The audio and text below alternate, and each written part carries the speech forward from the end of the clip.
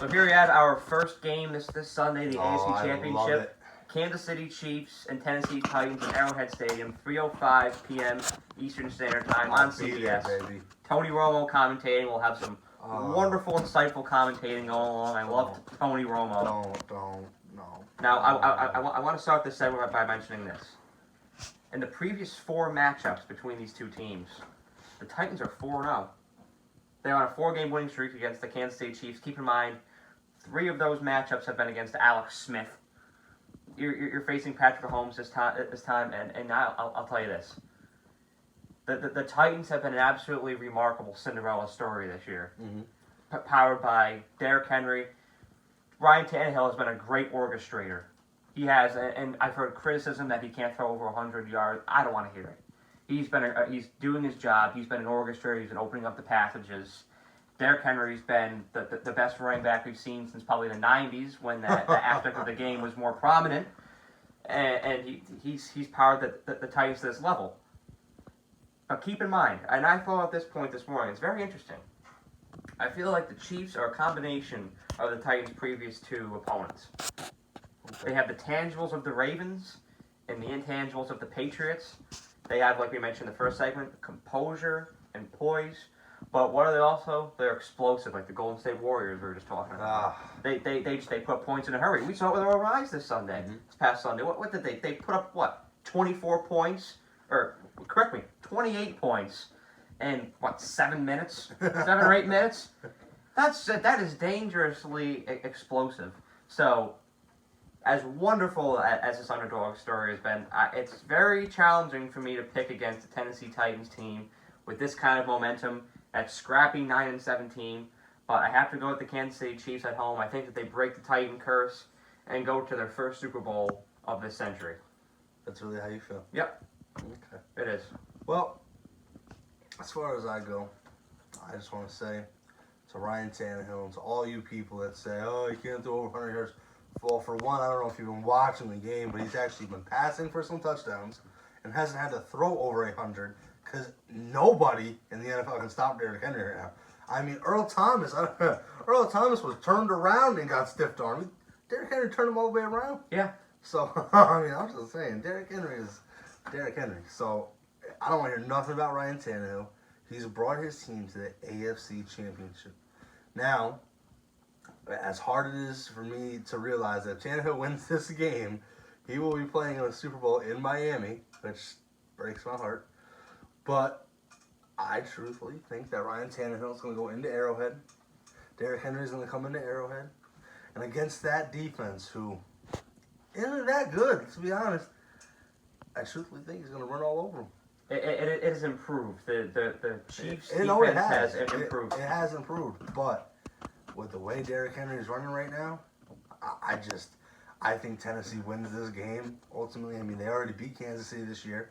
Granted, that was in Tennessee. This is in Arrowhead. It's playoff football. It's a lot harder to win there. But Tennessee right now, especially with the whole, you get that whole thing when a team comes off of a really big win, sometimes you get that whole slide down. And that could go for either one of these teams. I mean, Tennessee just absolutely beating down Baltimore. And Kansas City with the big comeback. Who really knows? Who knows? But I'm going to take Tennessee. I think that they're playing really good football right now, and that they're going to be more dominant than Kansas City on Sunday. I agree. And why do you think that this run game has been so successful? What does that powerful physical run game do to your opponents? Just answer that. What does it do? When you're on the defensive side of the ball and you have a guy who is that size or that kind of speed, you don't want to hit him. It's just play after play. Trying to hit him and bring him down, it tires you out. So by the fourth quarter of doing that all game, I mean, it breaks down your body. It's hard. It's not easy to bring a guy like that down. And Tennessee, I mean, their offensive line has been playing a lot better. You got Taylor Lewan at left tackle, who's a Pro Bowler. You got Jack Conklin over there at right tackle, who's a Michigan State guy.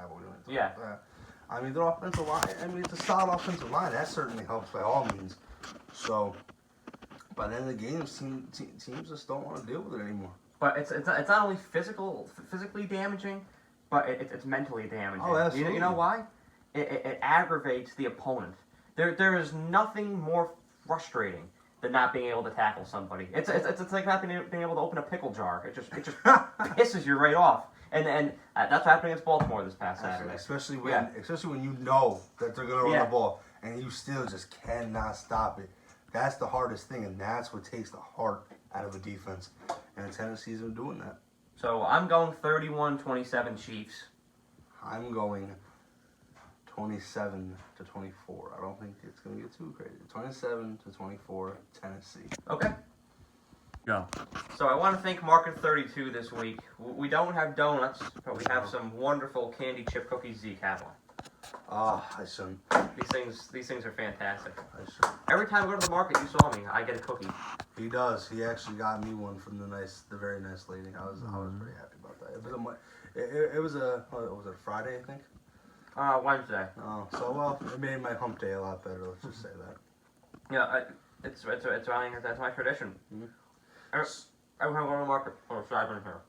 This guy, I tell you, him and his damn cookies. You know what would be great with that cookie, Brian? Don't say milk because I don't want it. Some milk.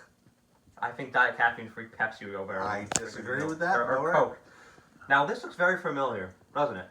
We've done this year. We already predicted this game. Yeah.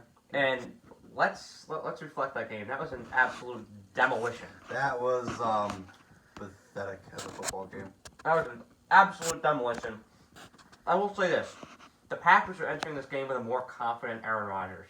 Absolutely. There's a more confident team overall.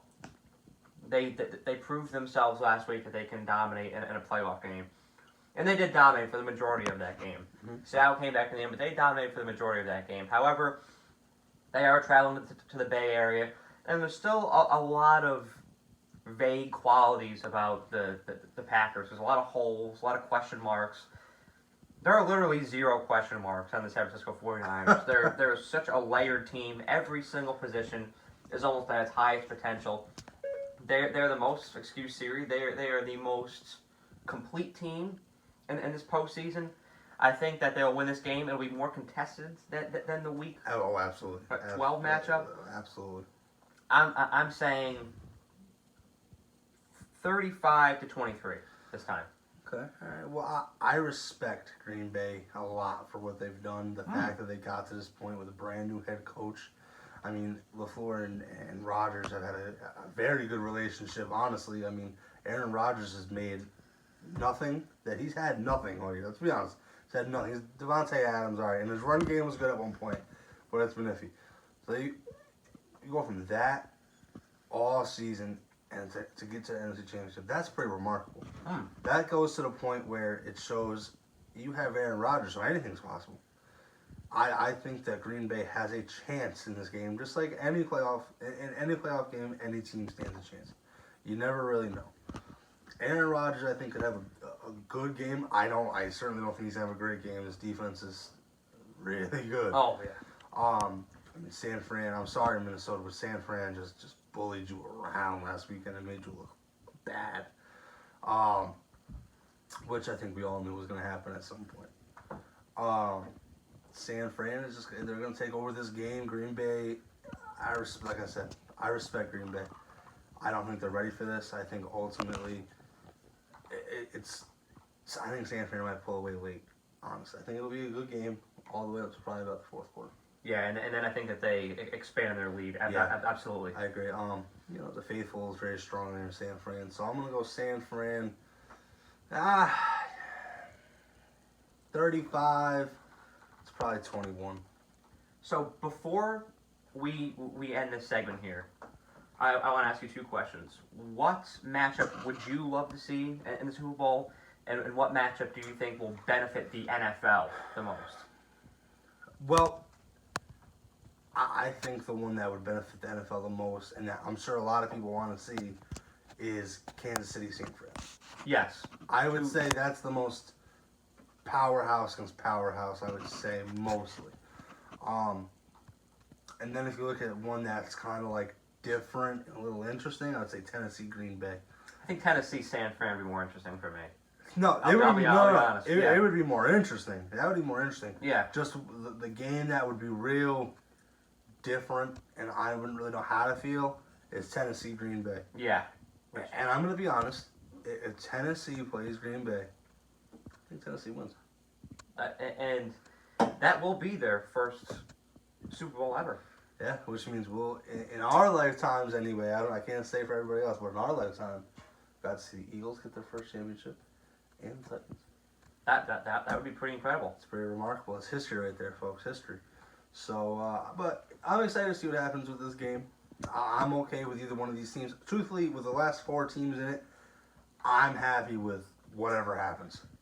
Truthfully, I'm happy for all the guys involved left in the playoffs. I have respect for them all. They're all good quality teams, and it's going to be some good football, man, yet again. So There's not a team that I don't like, and I think that the matchup that would generate the most following for the NFL would be, like you said, Kansas City and San Fran. no doubt. Which, if my predictions are right, that's exactly what will happen. Yeah. This guy and his predictions. So we'll see.